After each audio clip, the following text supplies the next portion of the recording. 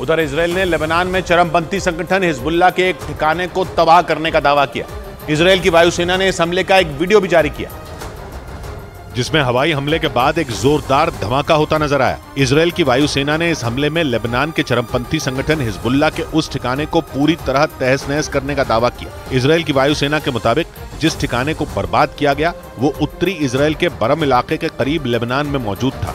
Israel ने आरोप लगाया कि हिजबुल्लाह के लड़ाके वहां से इजराइल पर लगातार हमले कर रहे थे। इजराइल के मीडिया के मुताबिक वहां के प्रधानमंत्री बेंजामिन नेतन्याहू ने साफ कह दिया कि दक्षिणी मोर्चे पर हमास के सफाये में जुटी इजराइल की सेना उत्तरी मोर्चे पर हिजबुल्लाह को भी ठिकाने लगाने का दम रखती है। और तो और नेतन्याहू ने हिजबुल्लाह को धमकी दी कि अगर उसने इजराइल पर हमले नहीं रोके तो उसे इसके भयंकर परिणाम भुगतने होंगे, क्योंकि इजराइल पर हमास के हमले के बाद से ही हिजबुल्लाह के लड़ाके रुक रुक कर इजराइल के उत्तरी इलाके में मिसाइलें दाग रहे हैं। और इजराइल की सेना भी हिजबुल्लाह के हर हमले का मुंह तोड़ जवाब देने में जुटी है। दोनों तरफ से हो रही बमबारी की वजह से इजराइल और लेबनान बॉर्डर पर दहशत का माहौल बन गया और वहां रहने वाले लोगों की जान मुश्किल में पड़ गई।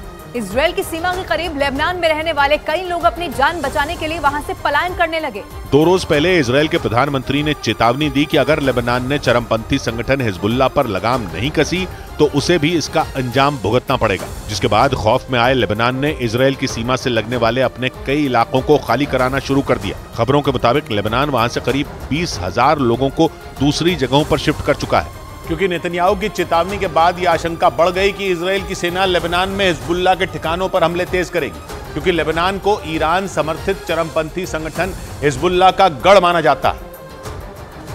और इजराइल लेबनान के दक्षिणी इलाकों में मौजूद हिजबुल्लाह के लड़ाकों पर अपने सैन्य ठिकानों पर हमले का आरोप लगाता आया। लेकिन इजराइल के मीडिया के मुताबिक 7 अक्टूबर को हमास के हमलों के बाद हिजबुल्लाह ने इजराइल के उत्तरी इलाकों पर हमले तेज कर दिए।